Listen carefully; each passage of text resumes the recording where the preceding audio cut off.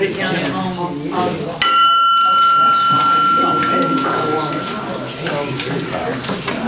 I miss doing that.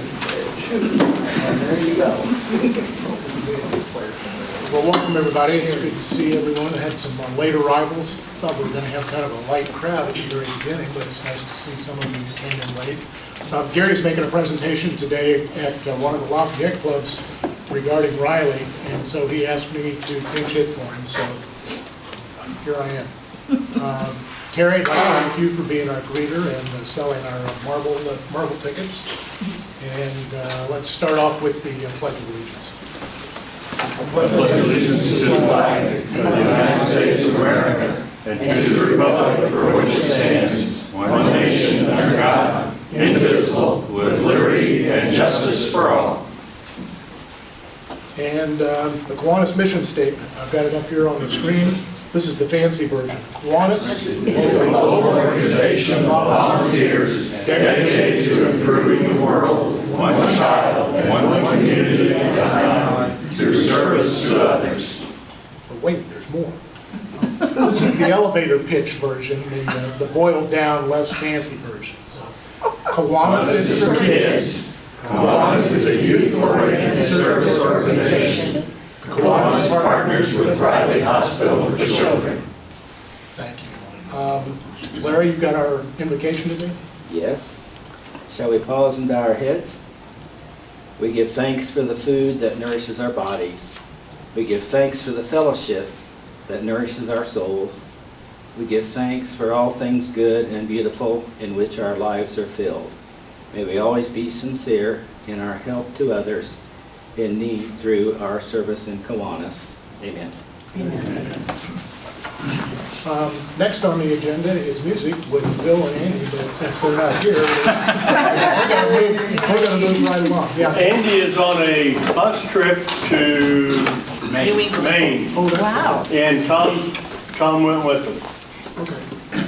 Is that one way or two way? Andy and 44 of his best friends, I guess. I don't know. Well, Bill's not here either, so we'll move right along. A few announcements. Just a reminder for those who signed up, the outing at the Beef House Dinner Theater for their Christmas show scheduled for 12/16. That's a Thursday. It'll be the lunch show. There's 22 that are on the reservations list. And that will take place of our regular new meeting, so it will not be a meeting here at the library. I think some of us decided we really wanted to, the rest of us wanted to have a new meal. So you're going to do But the board will decide that. Okay, all right, fair enough. Some volunteer opportunities that are out there. Caleb's not here today, but the next Satellite Club meeting is tonight from 5:30 to 6:30 at Francis and Mount. I'm sure that there will be some last minute things to do about the kickball tournament and that sort of thing. So everybody is welcome to attend and encouraged to attend. So if you can make it 5:30 at Francis and Mount. We're also collecting for the Riley Comfort Card again. There was supposed to be a list up here on the table, but I couldn't find it, so I guess Gary's got it in his portfolio, but a list of things that they're looking for. They're not looking for food items so much as things like toothpaste and blankets and that sort of thing. So check the list next time at the next meeting and see if there's anything that you can contribute. They're also going to be collecting non-perishable food items for the Riley food pantry. Things like rice and dried beans and shelf-stable milk, canned meats. They also welcome grocery store gift cards if you have anything like that available. And that's for the Riley food pantry. A reminder that we're going to do Operation Toy Box in December. I know Gary has been sending some letters out to companies around town trying to elicit their support. And so if we will need a bunch of volunteers to pull this off, and so keep an eye out on Portal Buzz or for announcements here at the meeting as to details. Meals on Wheels, even though they're not here today, I'd like to thank Dick and Gloria German for today's delivery service. And a reminder that John Cully and Tom Twarek are up for next Thursday. So thanks for your help with that. We're going to pack backpacks for the Nourish program at the Youth Service Bureau on the 27th of September, and that'll be at 4 o'clock in the afternoon. And then the next time that we will unload the food truck for the Nourish program will be at the Youth Service Bureau again on October the 8th at 9 a.m. We did this, what was it, last Friday? Yes. I think it took us 13 minutes to unload the truck. There really wasn't a whole lot. Yeah, it was a small, It went pretty quick. small set of pallets this time. Membership updates. Does anybody have any membership updates? Our attendance has been down since we returned here to meet at the library. And so I would encourage each of you to reach out to your former table mates, people that used to sit at the tables that you're sitting at right now, and see if we can encourage these folks to get re-engaged and come back again. Typically, we had, what, 35 or 40, pretty routinely, and in recent weeks, it's only been in the low 20s, so we need to kind of work on that. Do we have any guests today? I don't see any, other than our speaker. We'll take care of that here in a few minutes. Kiwanian birthdays, there's only one today. He's not here, but today's Dave Hunt's birthday. And that takes us down to Happy Bucks. Who's happy? I'm happy, but could I also make an announcement for the Council on Aging? Yeah. Marie Stocks sent me a note saying that the Montgomery County Council on Aging is sponsoring a Food Finders service project in Milligan Park in October on Wednesday the 13th. And they're going to be distributing food, and they've been asked to provide about 12 or 15 volunteers. They have most of those, but Marie did want Kiwanis to know that it's an opportunity for a service project. They're going to start setting up at 10:30, and she thinks they'll be done by 1, because again, I think the food distribution is pretty fast for people that need it. This is geared towards seniors that are food. What's the date on that again, Larry? Wednesday, October 13th. Okay. And again, set up in Milligan Park, starts about 10:30. The distribution will be from 11 until the food runs out, but she's pretty confident it'll run out to people in one. Okay, so if anybody is interested, email me and I'll put you in touch with Marie. Okay. Sounds like a good cause. Yeah, it is. Thank you. Jim? Purdue is 2-0. I have $20 this weekend. in memory of Wayne Kessler, who was a member of the morning Kiwanis Club when I joined, and he chose not to come to the noon club, but a really good guy, and he's going to be missed in our community. Thank you for that. Anybody else? Next, Tri-County Bank, again, we talked about the toy drive. We'll take part of that again, Tri-County Bank. Kyle down at South Branch and Terry downtown, so when we get to that point, we're set up, everything, yeah, we're happy to be a part of it. Great, thanks very much. Matt? I don't know if, well, I would assume that several of you know Stan Hamilton, a good friend of mine and golfing buddy. We play golf nearly every day. He had some heart issues and was taken out to our hospital, and it took him 2 days to find a room in Lafayette. Finally got him to Lafayette and got him back. And seemed to have things, he was having AFib, and then things went south and he went to Indianapolis. Well, no, I'm sorry. Somebody, AFib came back and he had to go to, he was going to get an abrasion, and so they took him to the hospital and they prepped him for the surgery. And found out he had a blood clot, and so they couldn't do the abrasion, and so they did something else, another procedure, and did a thing with his pacemaker. And so through all of that, he's home, he's better, but if you know him, give him a call or drop him a note and wish him well. Thanks. Thanks. Chuck? I'm just happy because it's a nice September day. Yes, it is. Anybody else? Mark? I'm happy because Dave Long is recovering from his athletic injury. Hold on. Dave Long and athletic doesn't belong in the same sentence.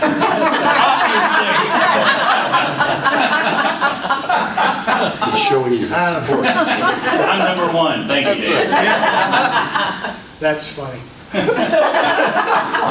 Hey, I'll give update. My son in the Army got through Ranger School, and he's now up at Fort Drum, New York, about an hour north of Syracuse in the 10th Mountain Division. So, Congratulations. update on him. Wonderful.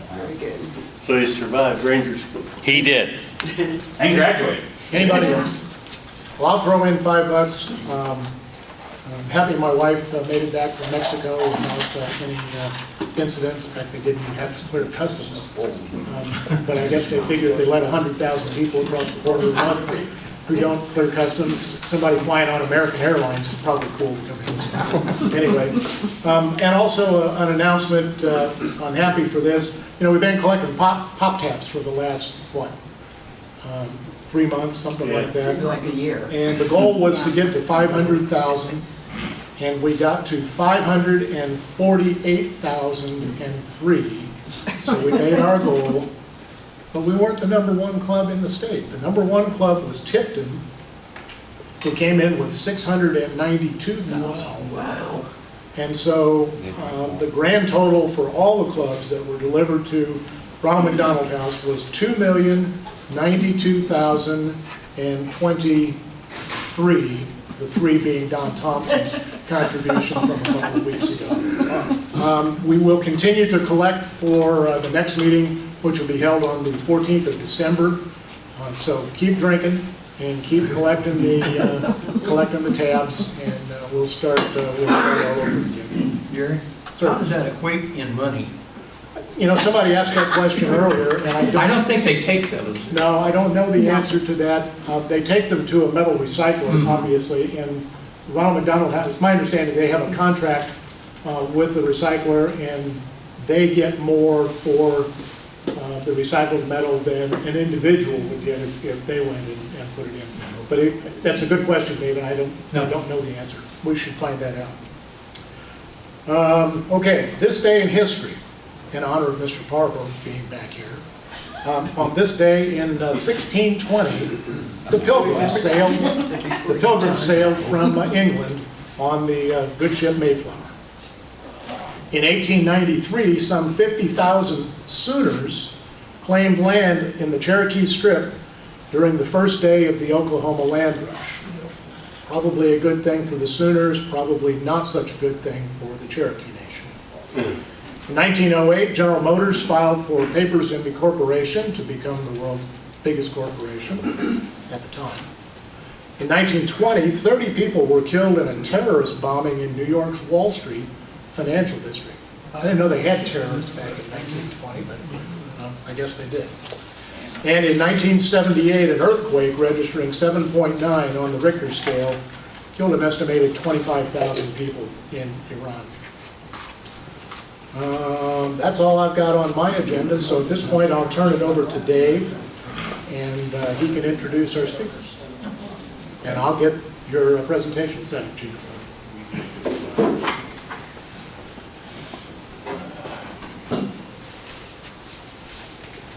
Well, today's speaker is Gina Haile, and she's from, and when I mentioned her name around town, I got so many different answers that she works for or from. So I'm not going to tell you where she's from. She's going to tell you where she's from, so you won't get confused with all the other names that seem to be circulating around right now. And I think you'll probably figure it out. Gina?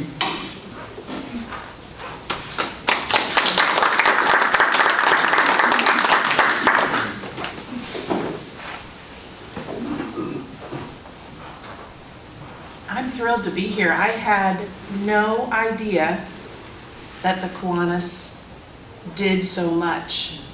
I am so impressed, so thrilled you're in our community and that you give so plentifully to especially the kids and youth in our community. I hope this the right one? It is.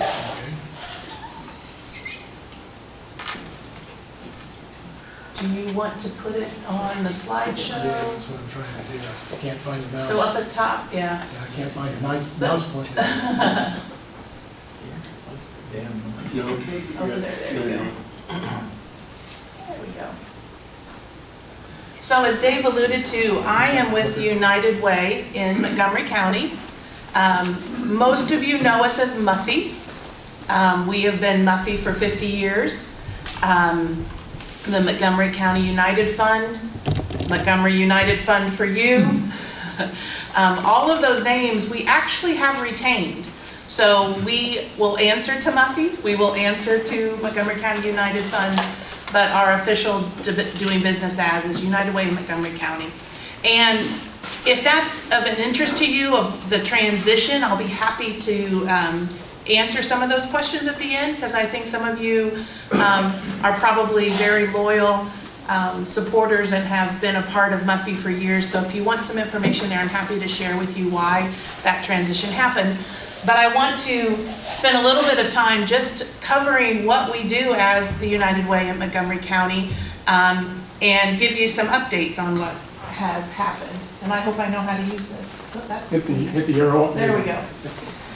So one of the messaging things that we are really trying to promote so that folks understand what we do is our commitment to cradle to career in people's lives. And what that means is that we want to walk beside folks from cradle to career.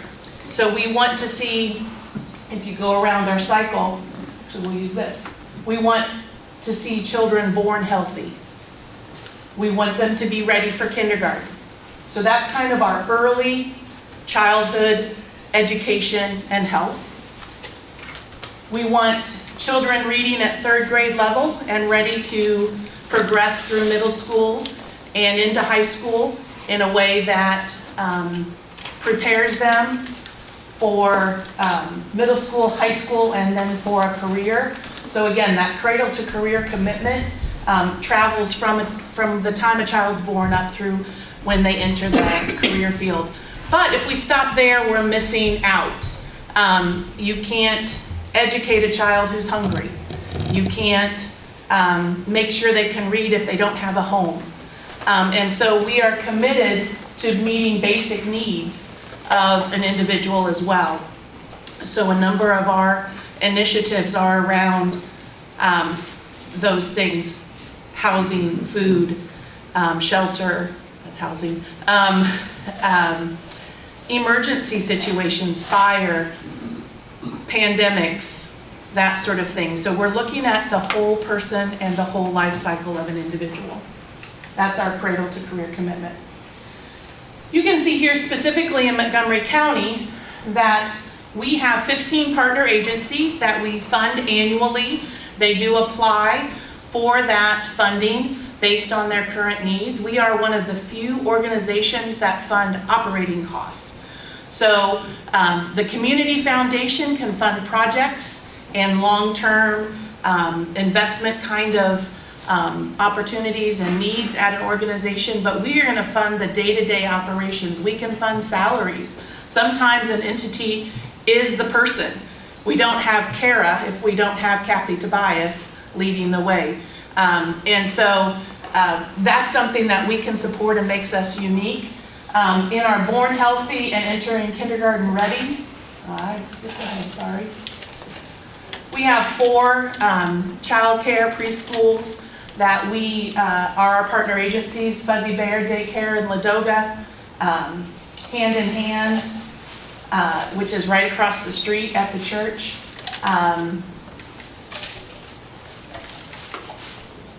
New Beginnings Child Care, which is in kind of downtown area, and Wilson Family Literacy, which is part of the Crawfordsville school system. Children entering pre-K, getting ready for that kindergarten, can participate in the family literacy program there, which focuses not only on the child but their whole family to ensure that there's support at home for those children getting ready for kindergarten.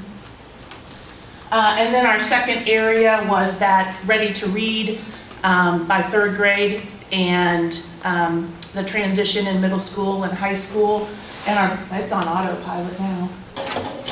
Our Boys and Girls Club is one of our biggest agencies here that takes care of so many kids in our community. They have a drop-in center after school. They have organized sports leagues. I'm sure you're familiar with a lot of what they do. I am sorry, I don't know what I've pushed that's got it going automatically. It's got to be in a timer mode of some kind. It could be, yeah, thanks. Their sports leagues are kind of slowly coming back from the pandemic, so we're hoping to see those pick up. Camp Rotary is an underutilized, I think, or underknown entity in our community, but a wonderful facility out just east of town. Lots of Boys and Girls Clubs use that, 4-H, church groups, that sort of thing. Volunteers for Mental Health is a small organization, but they do a lot of getting students, and specifically in elementary school, the opportunity to get counseling from Valley Oaks or Cummins, and they pay for part of that so that if cost is prohibitive for a family to get that mental health taken care of, they have the resources. They also help take care of our seniors. Every Christmas they put together gift bags at several of our nursing homes so that everyone gets a Christmas gift and have something to meet some of their essential needs. When we move into high school and career ready, we've got Kara. That is a high school equivalency program, but they also do college prep and career readiness. They do a lot of programs that get you certificates so that on the job you have more skills to be able to advance in your career.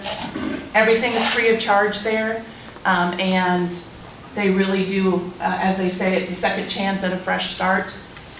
And then Youth Service Bureau, which you guys are very active with. They have so many programs. I put them in the graduate high school and career ready, but you could really put them across the whole gamut of how they serve, from CASA to Inspire and Jump. They have an alternative school, the Nourish program, which you guys are a part of, that really makes a difference, plus the drug-free Montgomery County program. So incredible organization that does so much in our community. We also fund the community chest, which is part of the CAP program, but this individuals who are having an emergency need with utilities, rent, they can contact the community chest and they will help with those costs. They pay directly to the utility companies or the landlord so that it's taken care of in a clean manner. And then Family Crisis Shelter, another one of those services in our community that is so vital. It's a domestic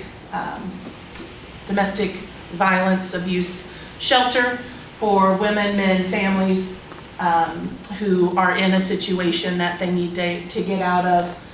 Again, we have one of the opportunity with our funds. They are funded a lot by government entities that can take care of the rent and the facility itself. But sometimes it's an individual who's trying to get a job at a factory but needs some steel-toed boots, and they had to leave it in an emergency and didn't have boots. They can go out with our funds and purchase those boots, or some medicine that got left behind. They can help take care of that. So having the support of United Way helps those operating unrestricted funds to be available. Pam's Promise Traditional Housing, homeless women right now and children. They do have a few families, but they have a couple houses throughout the community that people who are trying to make a fresh start and need a place to stay, they will work with them and follow them through a program of 3 to 6 months of getting them in a place that they're able to be on their own and to be successful. All right, Recovery Coalition runs a rec center primarily, and This is for folks who are in recovery, who need a place to stay.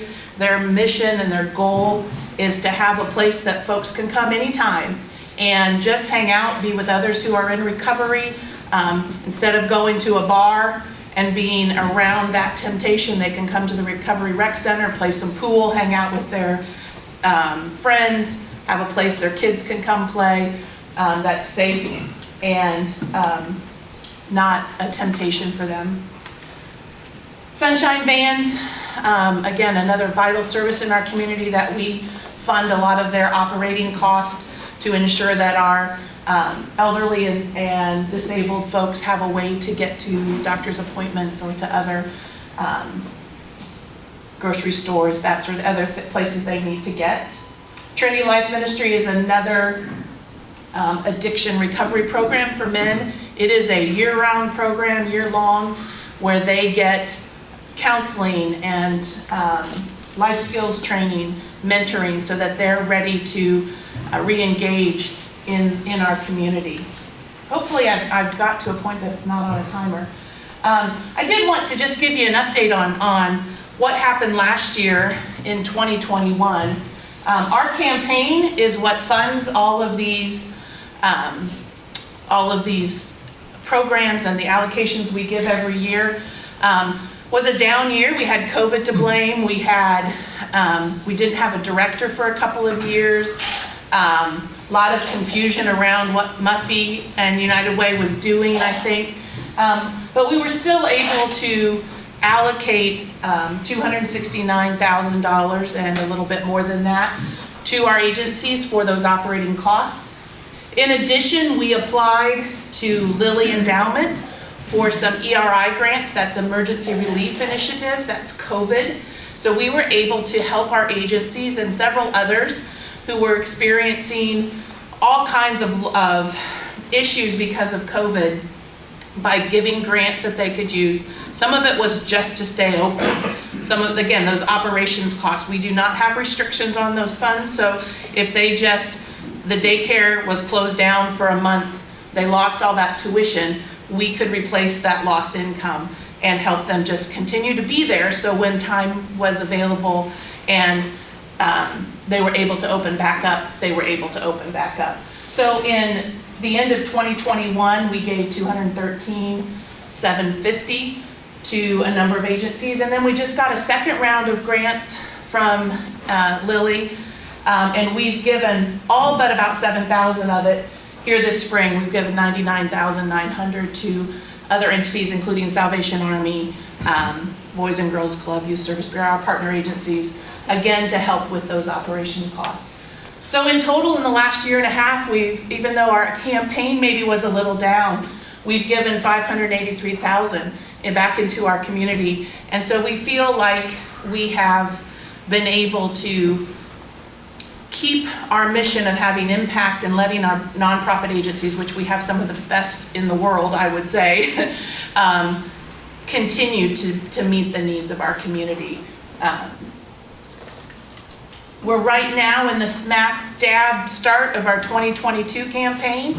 Our committee has made it a goal to get $330,000 this year, which is a little bit better than what we did last year. We're trying to slowly ramp ourselves back up to the heydays of Muffy, which was in the 500,000s, because we really feel that's what our agencies need to be sustainable and to have what they need. But we're shooting for 330. We've got some great folks leading the charge. Some of you may know these two. Nancy Sennett's our 2021 campaign chair. She is a real leader in this community and really a great voice for the nonprofits and supports what we do. And then Dr. Kathy Steele is on board. She's our vice chair, which means she's kind of taking part in everything in order to be our chair next year. So we've got great leadership of the organization trying to get our foundation really strong so that we can support the agencies that we have. I won't go through all of these, but we also have key leaders in our community that are on our cabinet that are taking care of different sectors, different divisions within our community to run the campaign and to bring in those funds that we need. you a video, and I hope that link is good there. This is our 2021 campaign video, and it tells the story of one of our champions. Oh, of course. Let me see if I can find it. Do you know if there's internet on here? I don't know if it's set Okay. up for that or not. It's not embedded on your thumb drive? It is not. Well, it should have been, but it wasn't there. See if I can, yeah, there's no internet. I'm sorry. Really was hoping I'd be able to show that to you. The library has it. And it's open. Gotta log on. Maybe it's not that. Try to get back to our, there we go. Amanda Browning is the president of the Recovery Coalition. She has an interesting story. I encourage you to go to our website, uwmontgomery.org or montgomeryunitedfund.org, and take a look at this video because it's a real touching story. But she helped found the Recovery Coalition. But she's got kind of a circle story. She was an addict in recovery. Her and her friends founded this Recovery Coalition. But she also works at Acuity and participates as a donor to our campaign because she recognizes the importance of it. So it's a great story of what brought her to recovery, why she supports United Way, and the good that it does in our community. So that's what I wanted to make sure you had, that kind of quick overview of who we are and what we do. Are there some questions that I can answer for you about the United Way of Montgomery County? Where are you located? We have our offices at First Financial Bank downtown, second floor. It's where we've been for a number of years. You might explain the transition. Sure. So the transition actually, the discussion of a transition from Muffy to something else began about 3 years ago, actually, with our previous director. And through some conversation with Indiana United Ways, we recognized that Muffy, while it was doing a great job, was really falling behind in its ability to fundraise, as we see in our campaigns that have gone down. And part of that had to do with our lack of resources to technology, our small one-person office staff, and just the changing climate in the world. Fundraising and PR and marketing had totally changed, and one person keeping up with all of that plus raising money was not feasible. So when I was hired in the end of November of 2021, I came in, we had not made the decision whether we were to merge, and I said, I'm gonna take an honest look. I wanna come in, I'm a community member, I wanna come in with a blank slate and really assess whether we should stay Muffy or whether we should become United Way. I really wanted to honor, and I still do want to honor the work of the 50 years of the folks who invested in Muffy, the history, the legacy of Muffy. I still want it there. But I also knew we needed to do something. And so within a week, I was trying to use our database and use the technology we had, which was a refurbished, like 15-year-old computer. The database, and some of you may be familiar with Excel. We're at like version, 12 now, 15 now of Excel, which is an important database and reporting structure. I can only use version 7 right now. So our technology was really far behind, and my ability to do just basic office work was near impossible. Our website was clunky. I mean, just on and on and on. And it became real apparent that we needed help, or Muffy was just going to stop existing because there was just not enough there. So it really became clear to me, if we want to continue this legacy, if we want to continue to have the impact and raise funds for those agencies, we needed to do something. And the most logical thing was to become a United Way. And why I say that is because every United Way started as a United Fund. It's a natural progression of how United Fund has come to be, United Ways have come to be. We just took 50 years to come to that decision. And part of that's because of the pride, the history, the success of the United Fund here in this community. But again, it was time. And so what it means for us, we took several months then to look at how can we ensure that everything that Muffy did still can be done, even if we change our name. So we wanted to ensure all the funds that were raised here in Montgomery County didn't get absorbed into whoever we merged with, which ended up being Greater Lafayette, especially because it was Greater Lafayette in this community. That's it's a hard thing. We've seen our hospital, we've seen our Red Cross, we've seen some of those transitions not go well, and we wanted to make sure the United Fund had a strong transition if we went that way. So we did all kinds of talk with lawyers and United Way folks to ensure that we had Montgomery County funds would stay in Montgomery County funds, would only be used for Montgomery County entities or those who support Montgomery County entities, and that there would be an office that was maintained here in this community. And so all of that's in place. What the merger means is that I now can do everything that we've always done, but I have people who can support me. I can need a brochure, and instead of spending days in Publisher making a clunky looking brochure that's the best I can do with my skills, I can contact the professional PR and marketing staff member at United Way of Greater Lafayette, give her the information I need, and she's able to give me, in a couple of days, a brochure that is professional, that is up to date, that is something I'm proud to give to others. Or checks now, when checks would come in, I would literally go to the mailbox, get the envelope, open the envelope, make copies, put it in the database, take it to the bank. I'd spend a whole morning just processing checks, which means I'm not able to go out and meet with folks or ensure our partner agencies have what they need.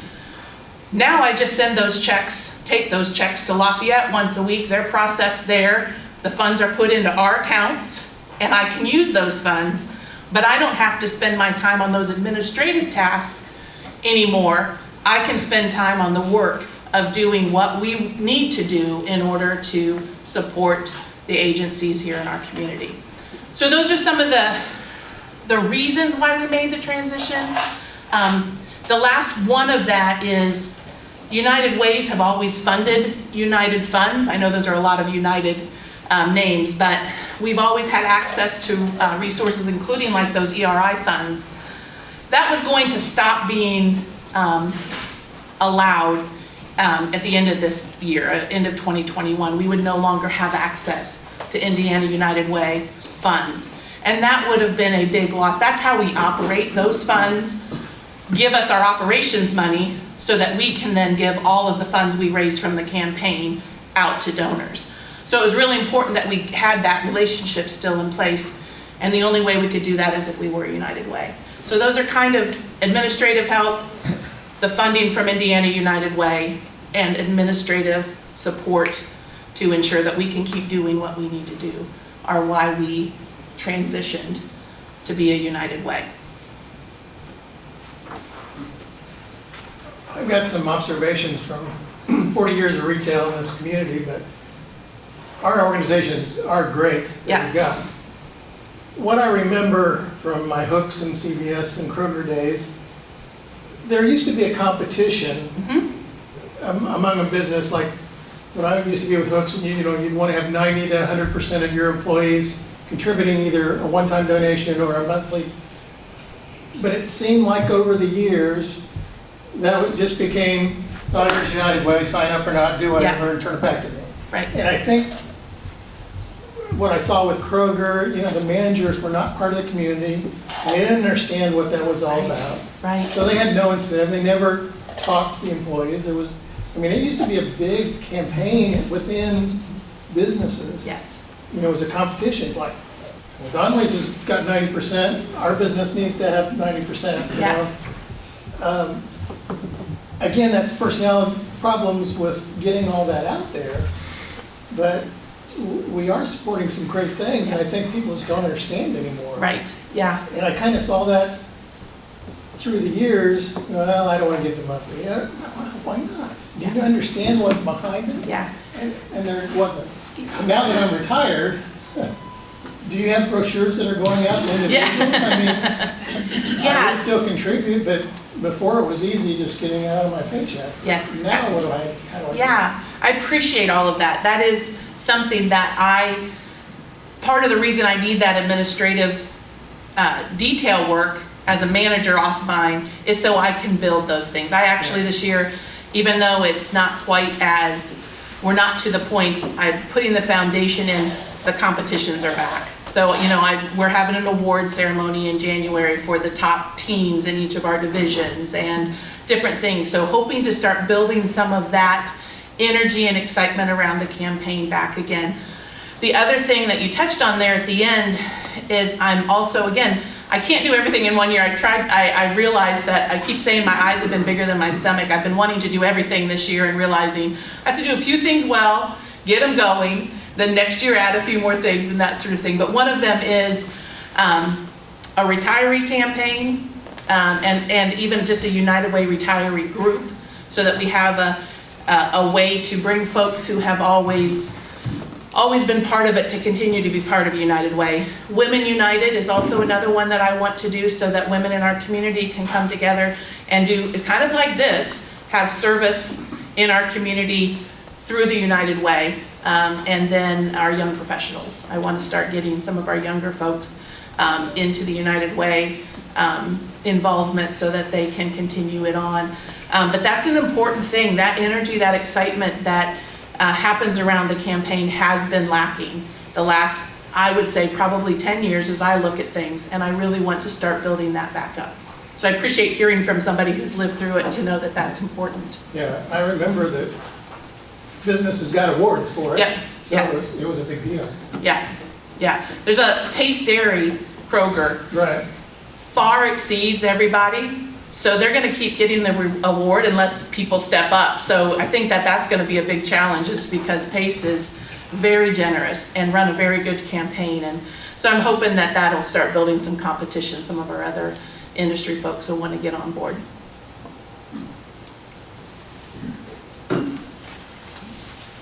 All right, I actually have, I want to end with a little quiz with some prizes.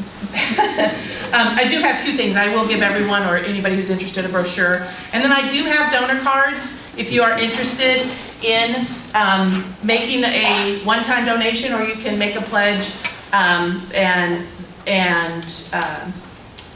set your parameters of how you want that collected on this form. I'll leave this here. I'm not going to pressure anybody into to take them. I can give everybody one, but I'll leave them here. Please take them. Would love to have you be part of our campaign and in our giving. But I also I have some t-shirts, and I want to ask a few questions and get some t-shirts out there. I brought a couple sizes because I wasn't sure what. But can anybody tell me what the cycle is of our commitments, what we call that? What our commitment is to? Remember what it's called? Cradle to career. Cradle to career. Yes, Mark, that is great. I'll let you pick a shirt afterwards. My second one is, and I actually don't know, I have to change my question because I'm not sure I said this. Does anybody know how many partner agencies we have? Not sure I said that. 15. Somebody knew it. 13. 15, yes, it's 15. And last question, anybody remember our campaign goal? Our number we wanted. 330,000. 330,000, that's exactly right. I am actually going to be on the radio tomorrow with Dave and Dave, where we're going to announce that officially. So you got a little bit of a scoop there. We have not made that public yet. But we hope the community will rally around us and that we can build that energy. And I appreciate the opportunity to start here and let you guys know what's going on and what we're doing. Thank you. For all of you and your ladies.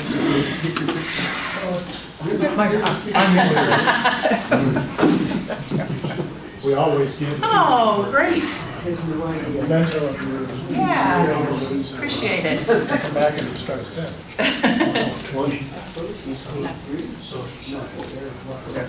You have one more job. Okay. We do a raffle. You can't play, but you can Sure. participate. In the marble raffle again.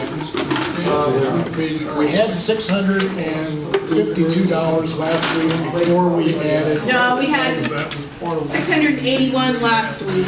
We have $715.50 thanks to Bud. Okay, so the idea is that everybody's kicked in. Larry? She has a ticket. I've got the tickets. Oh, does anybody want to buy tickets? I think Yeah, we should. anybody that missed out? I try to hit on everybody when they're, You need go up and have her draw one. The idea here is that if you draw the white marble out of the pot, then you get to split the pot. Oh, wow. So you need to pull a ticket out, okay. and then that person can come up and draw for the white marble. Okay. 502854. 502-854. Shar, Okay, yay. Shar gets to come up and draw for the white marble. Can you get out? And see, there is a white marble Oh, down. yeah. Come on, Sean. We pull out a marble each week. Do we have to pull one out here? What, yeah. Whatever she You draws. draw it, okay. Yeah, whatever she draws. I hope she gets the white. Red. Ah. A red marble. Okay, so we'll Keep building the pot. till next week. Great. Yeah, where's the, There should be a bag there. Okay, next week's speaker is going to be Tom Evans. I think Tom's spoken to us before. He's the investigative reporter from the Indianapolis Star. He's always interesting to listen to. And a closing thought for the day. Patience is not about how long you wait. It's about how well you behave while you're waiting. And on that note, we're done.